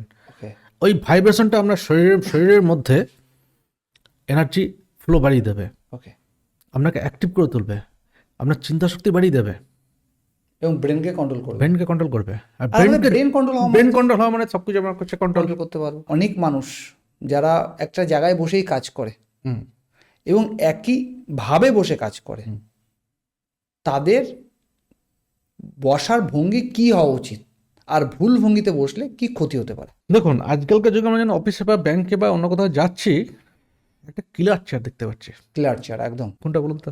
রাজা রিভলভিং চেয়ার। এটাকে আমি বলি ক্লিয়ার চেয়ার। আচ্ছা, কারণ আমার কাছে এই ধরনের প্রচুর পেশেন্ট এসছে যারা ওই চেয়ারে বসে তাদের স্পাইনাল কর্ডের 12টা বাজিয়েছে। কারণ এইদিকে আপনার একটা ফাইল নিতে হবে, আপনি খস করে ঘুরে গেলেন, ঘুরে গিয়ে ফাইলটাকে নিলেন, নিয়ে এখানে রাখলেন। পেছন দিক থেকে একটা কিছু জিনিস নিতে হবে, ফার্স্ট করে আপনি ঘুরে গেলেন, ঘুরে গিয়ে রাখলেন। এই যে একটা বডির মধ্যে ব্যালেন্স সন্তুলন হলো না, এতে কি হচ্ছে, আপনার যে ভার্টিব্রাগুলো আছে বিভিন্নভাবে রং মুভমেন্ট হচ্ছে।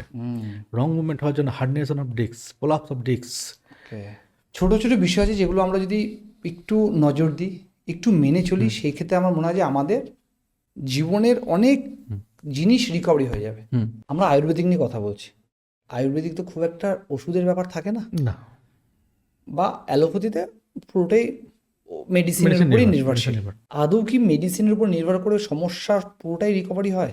একটা ডায়াবেটিক পেশেন্ট, ডায়াবেটিক ধরা পড়েছে, তাকে ওষুধ কদিন খেতে হবে? টানা খেতে হবে মোস্ট প্রবাবলি। টানা বলতে কতদিন? জানা নেই। Whole life. Pressure, sugar, each and everything, whole life. তাহলে কি ট্রিটমেন্ট হলো? আজকে আপনি সুগারের জন্য মেডিসিন খাচ্ছেন, আগামী 3 থেকে 4 বছর পর আপনার শরীরে আরও 5টা ডিজিজ দেখা দিচ্ছে। তাহলে একটা জিনিসকে ঠিক রাখতে গিয়ে আপনি আরও কী হচ্ছে, 5টা রোগের জন্ম দিচ্ছেন। একটা সময় পর আপনি খাবারের থেকে ওষুধটাই বেশি পরিমাণে খাচ্ছেন, বেশি টাকা খাচ্ছেন। অনেক মানুষ তাই করে। মানুষ খাবার খেতে সারাদিনে যত টাকা না খরচা করে তার থেকে বেশি টাকার মেডিসিন খাচ্ছে। ঠিক আছে, তাহলে ওষুধের উপর নির্ভর করে কি পুরো লাইফ চলা সম্ভব? এই ওষুধগুলো আপনি যে রোগের কথা বললেন, তার কি আয়ুর্বেদিক কোনো পদ্ধতি আছে যেটা দিয়ে সে 100% রিকভারি হতে পারে?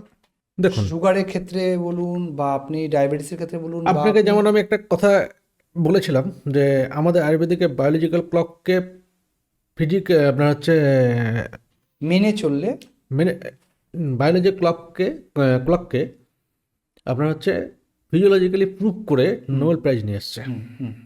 তাহলে এখন আমাদের এগুলো প্রুফের দায়িত্ব নিতে হবে। ধরুন আপনি সুগারের ওষুধ খাচ্ছেন, আমরা সুগার ওষুধটাকে আমি এই মতো বন্ধ করে দিতে পারি না, কেননা বডি মেকানিজম একটা সিস্টেমে চলছে। ঠিক। আপনাকে কি হচ্ছে, আমি ব্যালেন্স করে নিয়ে এসে আমরা ওষুধ রোজকে কমিয়ে দিতে পারি। আচ্ছা, কমানো যেতে পারে। হ্যাঁ, একটা হাই বিপি, আমি একটা বিপি পেশেন্ট করেছিলাম যে সারাদিনে 4টে প্রেশারের ওষুধ খেত, কোনো রকমভাবে তার প্রেশার কন্ট্রোল করতে পারছে না। যে কোনো কারণবশত আমার কাছে এসেছিল, আমি দেখো একটা ওষুধ আমি নিয়ে আসতে পেরেছি। মানে কন্ট্রোল হতে পারে, কিন্তু পুরোপুরি যাবে কিনা এটা আমাদের দায়িত্ব নিতে হবে এখন। এই আয়ুর্বেদিক ট্রিটমেন্টে বা অ্যাকুপ্রেশার ট্রিটমেন্টে যদি কোনো ভুল থেরাপি অ্যাপ্লাই করা হয়, সেই ক্ষেত্রে কি হতে পারে? পৃথিবীর মধ্যে সব থেকে সেফেস্ট ট্রিটমেন্ট হচ্ছে আকুপ্রেশার ট্রিটমেন্ট, সব থেকে মানে আয়ুর্বেদিক অনুসারে। না, আয়ুর্বেদে দুটো পার্ট আছে, একটা পার্ট হচ্ছে আয়ুর্বেদিক মেডিসিন আছে, একটা পার্ট হচ্ছে আয়ুর্বেদিক থেরাপি আছে, আকুপ্রেশার থেরাপি আছে। এই আকুপ্রেশার থেরাপিটাই ফাইন হিউংসাংয়ের মাধ্যমে নালন্দা থেকে গিয়ে ওখানে আকুপাংচারে কনভার্ট হয়েছে চাইনাতে।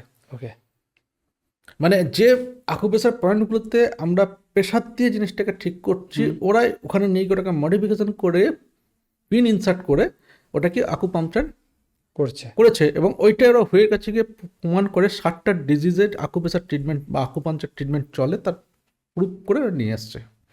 এটা তো এখন আমরা পিছিয়ে আছি। আকুপ্রেশার বা আকুপাংচার জিনিসটা থিওরিটিক্যালি বা মানে সিস্টেমেটিক্যালি একই জিনিস। আকুপ্রেশারে আমরা এখানে হচ্ছে জাস্ট প্রেশার দিচ্ছি আঙুল দিয়ে বা জিমনি দিয়ে, ওরা কী করছে ওই পয়েন্টটাতে প্রেশার না দিয়ে ওখানে নিডল ইনসার্ট করছে, এবং এটা থেকে যে গোল্ড যদি কোনো প্রবাহকে বাড়াতে হয় সেক্ষেত্রে গোল্ড প্লেটেড নিডল ইনসার্ট করা হচ্ছে বা তামার ইনসার্ট করা হচ্ছে। আর যদি আপনার কোনো প্রবাহকে ঘাটাতে হয় তাহলে হচ্ছে সিলভার, যেটা আমরা বলি চন্দ্র নারী চাঁদ সিলভার দিতে হচ্ছে, দিয়ে তার প্রবাহ পথটাকে ব্যালেন্স আনছে। আপনাকে যদি একটা যন্ত্রণার জন্য ওষুধ দিই, সে ওষুধটা নেওয়ার পর বা ইঞ্জেকশনটা নেওয়ার পর আপনার শরীরে যদি কোনো এফেক্ট হয় তার জন্য আরও আমাকে 3টে ওষুধ মারতে হবে। ঠিক, কিন্তু এক্ষেত্রে কোনো কিছুই নয়। আপনাকে জাস্ট ব্রেনের করেসপন্ডেন্স পয়েন্টে আমি একটা 5 চক্র ম্যাগনেট লাগিয়ে দিলাম, এটা নেওয়ার পর আমার যন্ত্রণাটা হয়তো কোন কারণে বেড়ে গেল, তাহলে এটা মাইগ্রেন আমি ধরে নিচ্ছি। এটা বেড়ে যখন গেল, তো আমি ধরে নিচ্ছি আমি এই 5 ম্যাগনেটটাকে আপনাকে বডি থেকে রিমুভ করে দিলাম।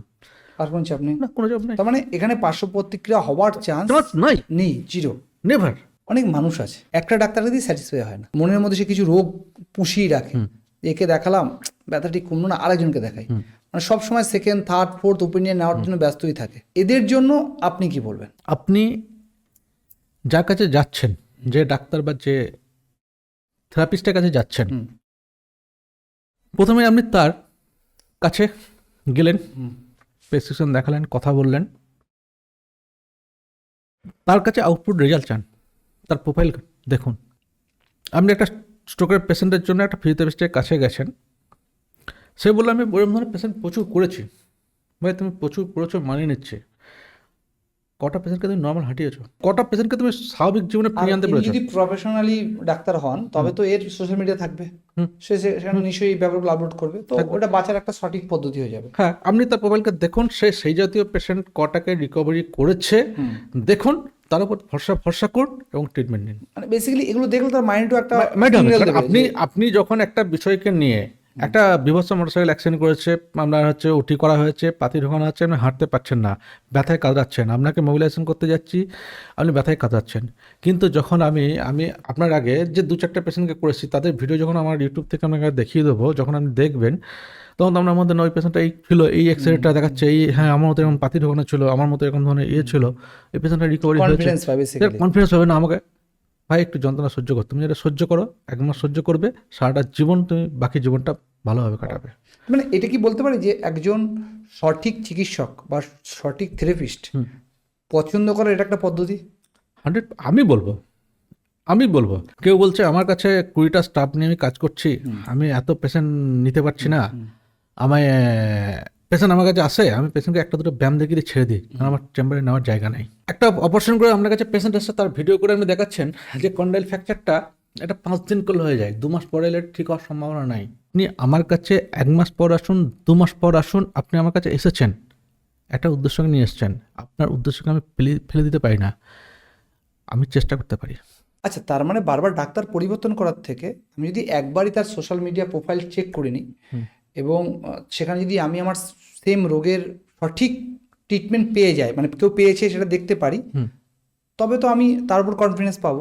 তো এইভাবেই কি আমি একটা সঠিক চিকিৎসক বা সঠিক থেরাপিস্টকে পছন্দ করতে পারি? 100%। কারণ আজকে সোশ্যাল মিডিয়ার যুগে সবারই সোশ্যাল মিডিয়া অ্যাকাউন্ট রয়েছে, সবাই সোশ্যাল মিডিয়া প্রফেশনাল হয়ে থাকে।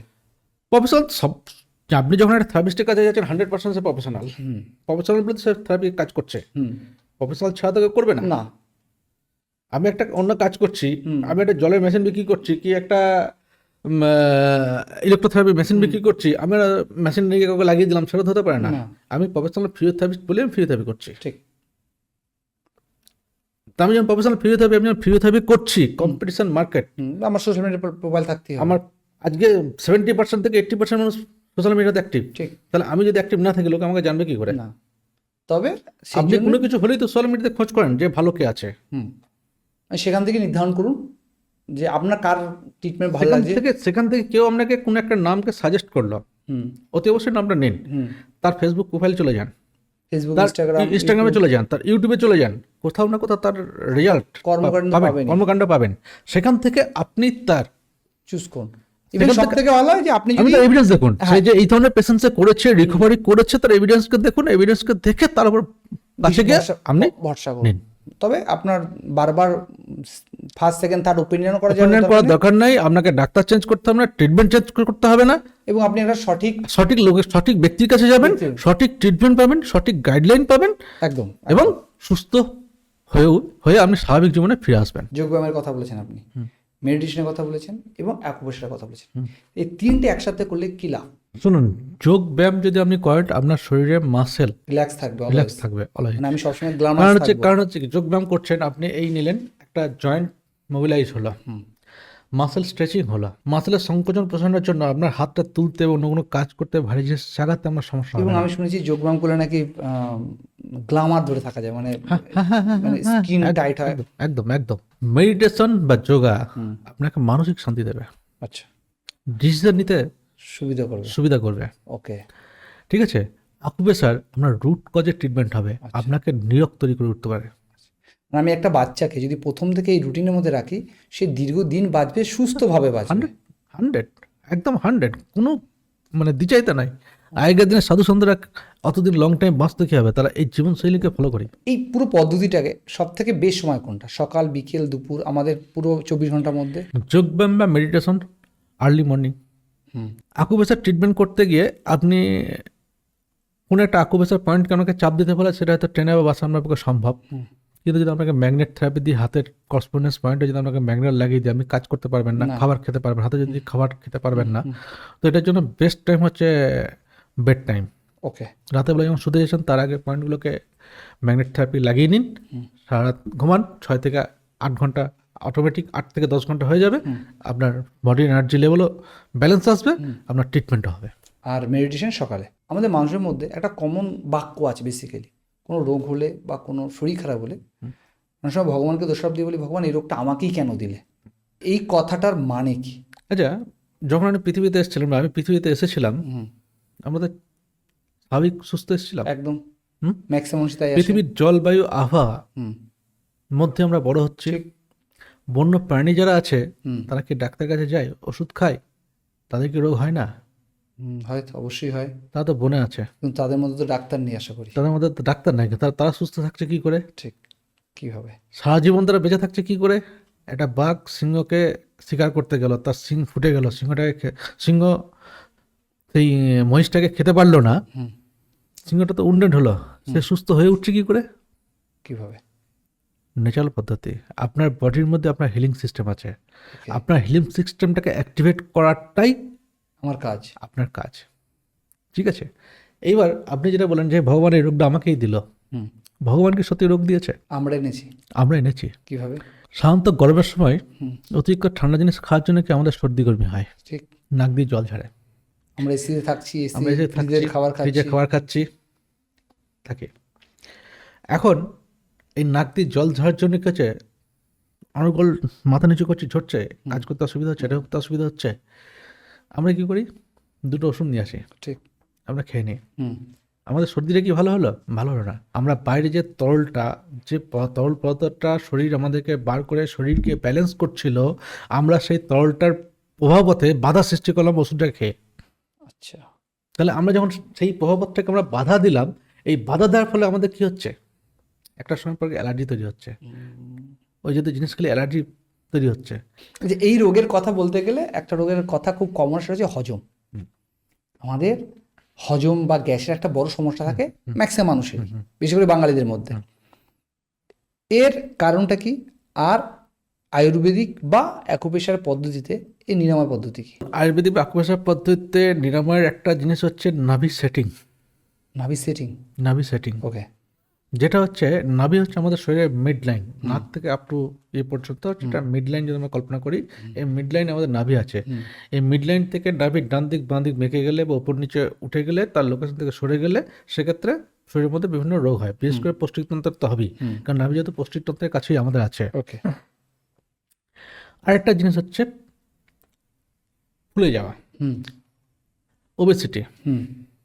ঠিক আছে, এই ওবেসিটির জন্য কি হচ্ছে, আমার ভেতরে ফ্যাটি লিভার, হুম। গলব্লাডার স্টোন, হুম। আপনার আরও অর্গানগুলোর মধ্যে চর্বি জমছে, চর্বি জমার ফলে সে কী হচ্ছে, পেটের মধ্যে একটা চাপ, প্রেসারের সৃষ্টি হচ্ছে, সে প্রেসার কী করছে, আমার নাভি মণ্ডলকে তার লোকেশনে থাকতে দিচ্ছে না। ওকে। যাদের গ্যাস অম্বল হয়, ম্যাক্সিমাম ক্ষেত্রে তাদের ওবেসিটি থাকে, টাইমলি খায় না। আমি একটা আপনাকে কথা বলেছিলাম 10 to 2 PM, 2 PM। 10 to 2 PM, এই যে সময়টা, এই সময়টাতে কি হচ্ছে, আমাদের পিত্ত ব্যালেন্স থাকে। ওই সময় যদি আমি খাবার খাই, আমাদের জঠরাগ্নি যেটা আমাদের হজম করবে সেটা অ্যাক্টিভ থাকে। এই সময়ের মধ্যে যদি আমরা খাবারটাকে খাই, আমাদের খাবারটা ঠিকমতো পাচিত হবে এবং তার থেকে পুষ্টিরস পাবে, এই পুষ্টিরস শরীরে কাজে লাগবে। ওকে। তার মানে আমরা আমাদের রোগকে নিরাময় করতে পারি, রোগকে ডাক্তার যাওয়ারই দরকার নেই। তবে আমাদেরকে নিরাময় করতে হবে। আমি বললাম বনের পশু পাখি তারা তো ডাক্তার কাছে যাচ্ছে না, তারা নিরাময় থাকছে কি করে? গুড। আপনি একটা কথা বলেন, পঞ্চতন্ত্র। আমাদের শরীরে একটা পঞ্চতন্ত্র আছে। এই পঞ্চতন্ত্র বিষয়টা কি? আমাদের হাতের আঙুল কটা? 5টা।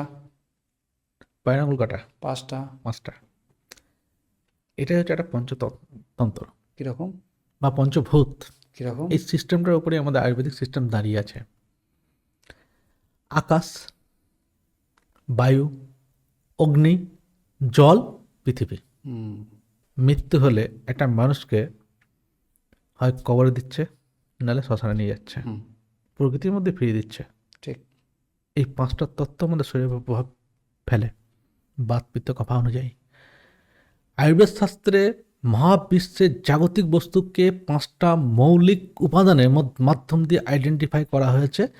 এইটাই হচ্ছে আমাদের পঞ্চভূত বা পঞ্চতত্ত্ব। আচ্ছা।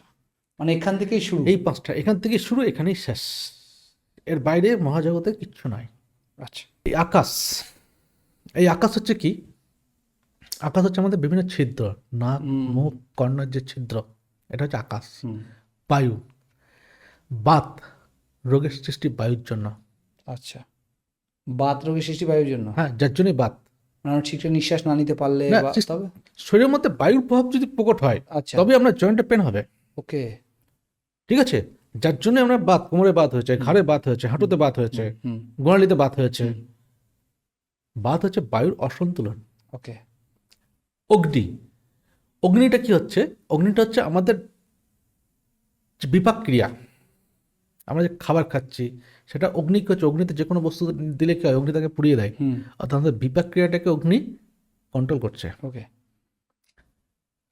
এই বিপাক ক্রিয়াটা যদি ঠিকমতো না হয়, অগ্নি যদি ঠিকমতো শরীরের মধ্যে সন্তুলন না থাকে, তাহলে পরে কি হচ্ছে, খাবার সঠিকভাবে হজম হচ্ছে না। খাবার সঠিকভাবে প্রসেস হবে না, সঠিকভাবে প্রসেস না হলে তার মধ্যে খাদ্যরস বেরোবে না, সেই খাদ্যরস না বেরোলে শরীরের মধ্যে পুষ্টি ডেফিসিয়েন্সি তৈরি হবে। জল, জল ছাড়া তো জীবন চলবে। জল ছাড়া জীবন চলবে না, জল মহামূল্যবান। যখন হোম হয়েছে দেখেছেন, সবশেষে কি হচ্ছে, দুধ জল দেওয়া হচ্ছে, তাহলে অগ্নির পক্ষে যে জল দরকার, অগ্নিকে শান্ত করার জন্য, তো জল, এই জলটাকে যে শরীরের মধ্যে সকল উপাদান, যেমন রক্ত, জয়েন্টের মধ্যে যে ফ্লুইড আছে সেটা, এগুলো সবগুলি জল তত্ত্বে বেশ করে আছে। এছাড়া হচ্ছে পৃথিবী, পৃথিবী মানে আর্থ। আমরা তো পৃথিবীর মধ্যেই আছি, তাহলে পৃথিবী আছে একটা কি বলে, একটা কাঠামো। আমাদের টোটাল কঙ্কালতন্ত্র হচ্ছে একটা কাঠামো। আচ্ছা। সেটাকেও পৃথিবীর সঙ্গে কল্পনা করা হয়েছে। এই পঞ্চতত্ত্বের উপরে বেশ করে হিউম্যানের যাবতীয় ট্রিটমেন্ট আয়ুর্বেদ শাস্ত্রে করা হচ্ছে। যে রোগও সৃষ্টি হয় এখান থেকে এবং ট্রিটমেন্ট শুরু হয় এখান থেকে। যখনই রোগের কথা আসে, একটা রোগ বেশ মানুষের মধ্যে প্যানিক তৈরি করে, সেটা হচ্ছে স্ট্রোক। স্ট্রোক হলেই মানুষের প্যারালাইসিস হয়। এই স্ট্রোক কেন হয় এবং আয়ুর্বেদিকে বা অ্যাকুপ্রেশারে এর নিরাময় পদ্ধতি। দেখুন, আজকাল স্ট্রোকটা প্রচুর হারে দেখা যাচ্ছে। এবছরে সম্ভবত স্ট্রোকের পরিমাণটা বেশি আছে, কারণ আমি স্ট্রোকের পেশেন্ট প্রচুর পেয়েছি। স্ট্রোক বা প্যারালাইসিস, এর বাংলা হচ্ছে পক্ষাঘাত। ডান পক্ষ, বাম পক্ষ, একটা পক্ষ পড়ে যাচ্ছে, যার জন্য এটাকে পক্ষাঘাত বলা হচ্ছে। এবার এই স্ট্রোকটা হয় কেন হয়, আমি একটা সহজভাবে বলি। আমাদের মস্তিষ্কের মধ্যে কিছু রক্তবাহী নালী আছে। মস্তিষ্কের মধ্যে এই রক্তবাহী নালীতে রক্ত এবং অক্সিজেন সরবরাহে যদি ব্যাঘাত হয়, এই ব্যাঘাত হওয়ার ফলে রক্তনালী যদি বন্ধ হয় বা রক্তনালী যদি ফেটে যায়, ফেটে গিয়ে হেমারেজ অর্থাৎ ব্লিডিং হয়, সেক্ষেত্রে আমাদের স্ট্রোক তৈরি হয়। ওকে। এবং যার ফলে নার্ভটা ভেঙে যায় বা ব্রেন হচ্ছে আমাদের হোল বডি কন্ট্রোলার।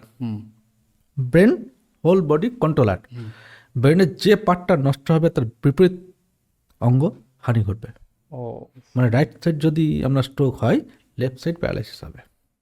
কেন কেন কেন? ব্রেনের ফাংশন আমাদের উল্টো। আচ্ছা। আপনি ফিজিক্যালি দেখছেন বাঁ দিক উঠছে না, বাট ওইটা যখন আপনি সিটি স্ক্যান এমআরআই করবেন, আপনি রাইট সাইড ব্রেন হেমারেজ পাবেন। ওকে। এইভাবেই তৈরি এইভাবে পুরো এটা তৈরি। এর এর এর নিরাময় কি আছে অ্যাকুপ্রেশার বা আয়ুর্বেদিক পদ্ধতিতে? দেখো, স্ট্রোকের নির্দিষ্ট কোনো মেডিসিন নাই। ওকে। কিছু সিমটমেবল মেডিসিন আছে। তার প্রেশার যদি হাই থাকে, হাই প্রেশার কন্ট্রোল করা, সুগার বেশি দিলে সুগারটাকে কন্ট্রোল করা, তার জন্য নির্দিষ্ট মেডিসিন ডাক্তারের প্রেসক্রিপশন অনুযায়ী নেওয়া। এবং এর রিকভারি একমাত্র পন্থা হলো ফিজিওথেরাপি এবং আকুপ্রেশার। আচ্ছা। ম্যাক্সিমাম পেশেন্টকে আমি ফিজিওথেরাপি দিই ঠিক করেছি। আমি আপনার সোশ্যাল মিডিয়া দেখছিলাম, সেখানে আপনার কয়েকটা বক্তব্য, কয়েকটা ভিডিও ছিল, যেখানে হচ্ছে যে স্ট্রোকের পেশেন্টদের আপনি হাঁটাচ্ছেন, যারা প্যারালাইজ হয়ে গেছিল পা।